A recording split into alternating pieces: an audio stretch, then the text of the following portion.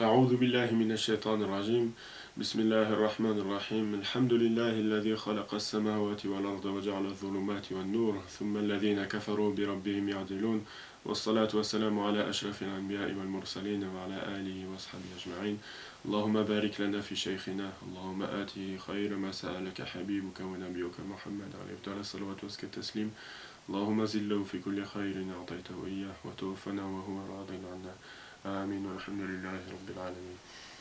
Poursuivant donc au travers de ce fondement de notre tariqa expliqué par notre cher Sidi Mohamed Fawzil Kalkali dans son livre, on en arrive à traiter de la question, Inch'Allah, question qui s'intitule sur quoi est basé le fondement de cette muraqqa, de cette darbala, de cet habit particulier à notre tariqa.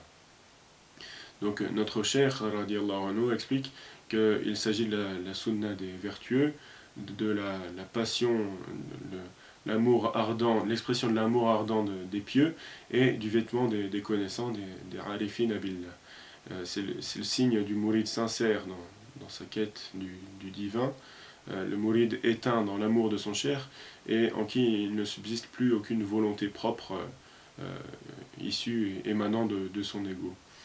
Ce vêtement est le symbole de la réconciliation, de la renonciation et de la remise de tout son être entre les mains du cheikh Arif Billah Kamel, c'est-à-dire accompli, totalement accompli, et donc de la remise au cheikh dans tout ce qui concerne les affaires personnelles du mouride.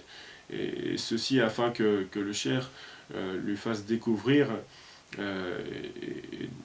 et lui dévoile petit à petit les défauts de sa nafs, et ainsi que ses différents degrés.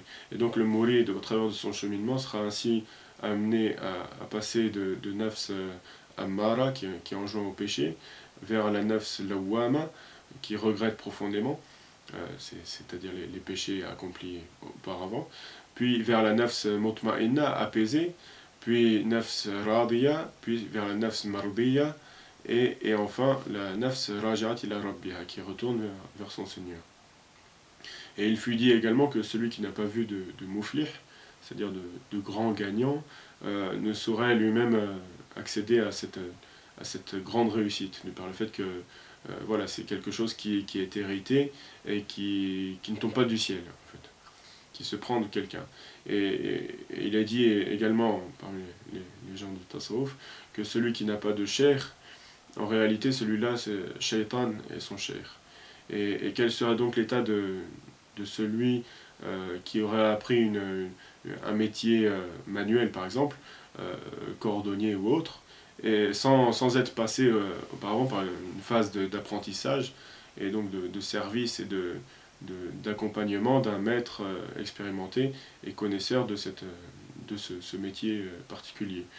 Et Sayyidina Cheikh donne également l'exemple de l'arbre qui pousse de lui-même, comme ça dans la nature. Et en général, ces arbres-là ne donnent pas de fruits intéressants d'un point de vue culinaire. Et même s'il en donnait, ces fruits de toute façon ne seraient jamais comparables en termes de qualité aux fruits qu'on trouve et qu'on peut cueillir dans des jardins desquels on prend soin.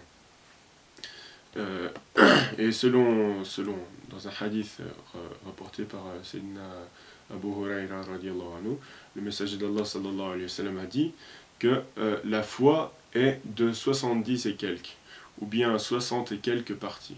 La meilleure d'entre elles est la parole La ilaha illallah, et la moins élevée consiste en le fait d'éloigner ce qui se trouverait de gênant en travers du chemin. Et il dit que la pudeur est également une partie de la foi. C'est un hadith sahih rapporté par l'imam Muslim. Donc la partie, on voit dans ce hadith que la partie la moins élevée d'entre les parties de la foi, c'est retirer ce qui se trouve en travers du chemin, un objet encombrant par exemple. Et on sait que le chemin ici, c'est le chemin d'un point de vue explicatif d'un point de vue batin, on va dire, qui est donc le chemin, qui désigne le chemin de l'aspirant vers Allah subhanahu wa ta'ala. Et donc on sait qu'il n'y a pas de plus grand nuisible dans ce cheminement que la nafs du mouride lui-même. Et donc ce qui se trouve en travers de ce chemin, vers Allah subhanahu wa ta'ala, c'est ce que les émanations de la nafs en fait. Et c'est cette nafs qui est donc l'ennemi d'entre les ennemis. Et donc notre cher Sidi Mohamed Fawzi radiallahu anhu, nous enjoint ici à nous éloigner et nous tenir bien en garde face à cette nafs dangereuse. Et il nous dit qu'il n'y a pas de chose plus pénible à la nafs que le fait de se voir chuter dans l'estime des gens qui nous entourent. Et donc le fait que les gens rient de nous et nous considèrent comme des moins que rien, c'est ça qui est vraiment c'est ce qu'il y a de plus dur pour la nafs. Et c'est ce qu'il y a de plus efficace. Et donc c'est la raison pour laquelle dans notre tariqa, le port de ce vêtement très particulier fait partie des fondements de l'éducation spirituelle de l'aspirant du mouride vers Allah subhanahu wa ta'ala. Ensuite, Sidna Cheikh cite un verset qui dit ô toi, le revêtu d'un manteau, lève-toi et avertis, et de ton Seigneur célèbre la grandeur, et tes vêtements purifie-les.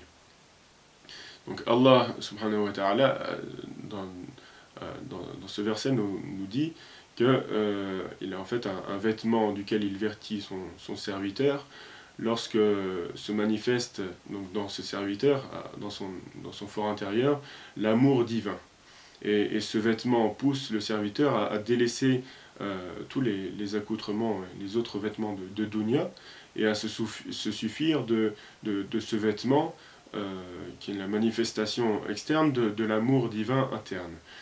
Et donc avec ce vêtement, cette muraqqara, ce serviteur se déplace où bon lui semble, sans se soucier du regard des autres.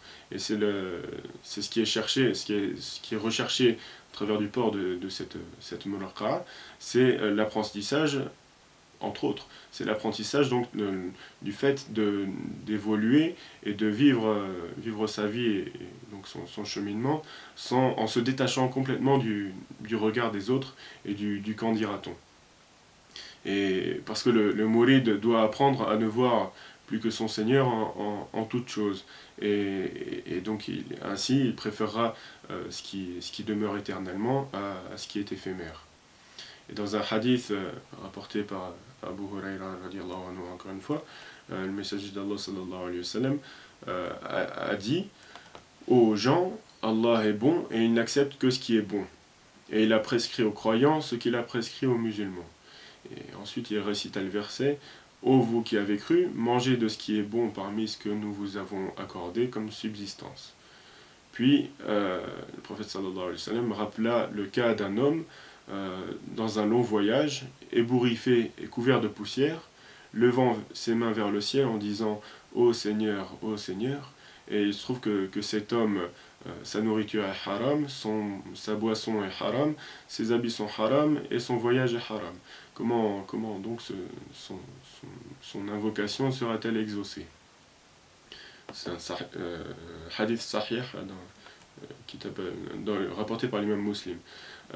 Donc comment tes invocations, c'est Sidna Cheikh qui nous dit à ce moment-là, comment donc nos invocations seraient-elles exaucées alors que nos habits sont haram?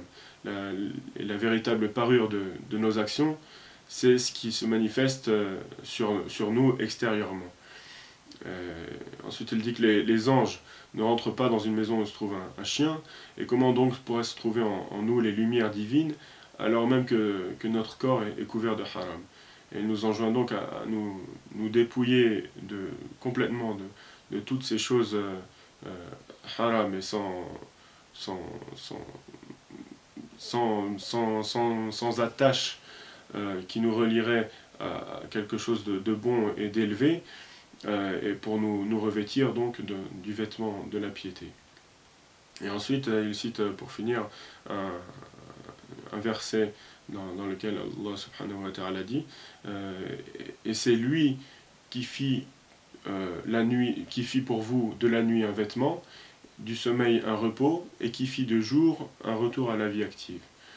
Donc la nuit ici, dans ce tafsir, c'est ce qui représente en fait les ténèbres de la nafs, qui est donc opposé au jour, le jour qui est donc les lumières de l'esprit.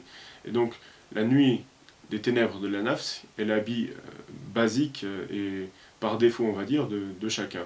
Et c'est ainsi que Allah subhanahu wa ta'ala a voulu en fait voiler sa création des secrets de la prééternité, des secrets auxquels tout le monde a accédé et a témoigné de leur réalité dans le Hazal, c'est-à-dire avant la création.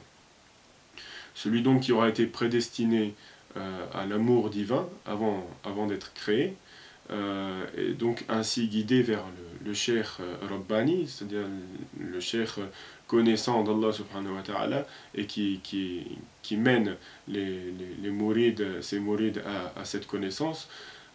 Donc, et ce cheikh qui fera naître en lui le jour spirituel qui suivra donc la nuit des ténèbres de la nafs et qui couvrira donc cette nuit pour ne laisser plus place qu'au jour. Et on sait que le signe de ce jour spirituel, c'est la vision de la lumière divine par l'œil du cœur. Le disciple verra ainsi donc ce que Allah a plié et réuni en lui comme trésor, et si le mouride se renforce dans la voie, alors son batin, c'est-à-dire ce qui se trouve à l'intérieur de lui, sa réalité interne, prendra le dessus sur son zahir, ce qui est externe. Et c'est à ce moment-là qu'il s'habillera en fonction de ce qu'il se trouve à l'intérieur de lui. Et l'être humain s'habille toujours en fonction de ce qu'il y a en son fort intérieur. Et le messager d'Allah sallallahu alayhi wa sallam a dit dans un hadith, tenez en votre fort intérieur ce que vous voulez, car par Allah, ni un serviteur, ni une communauté de gens ne gardent une chose en leur fort intérieur sans vêtir celle-ci d'un habit en conséquence. Si c'est du bien, ce sera du bien, et si c'est du mal, ce sera du mal. Ainsi, même si l'un d'entre vous accomplissait une bonne œuvre de derrière 70 voiles, Allah la fera apparaître de façon à ce qu'elle soit évoquée en bien parmi les gens. Et si l'un d'entre vous cachait en son fort intérieur un mal de derrière 70 voiles, Allah le ferait apparaître de façon à ce qu'il soit évoqué en mal parmi les gens. نسأل الله أن يعلمنا ما ينفعنا وينفعنا بما علمنا سبحان ربك رب العزة عما يصفون وسلام على المرسلين والحمد لله رب العالمين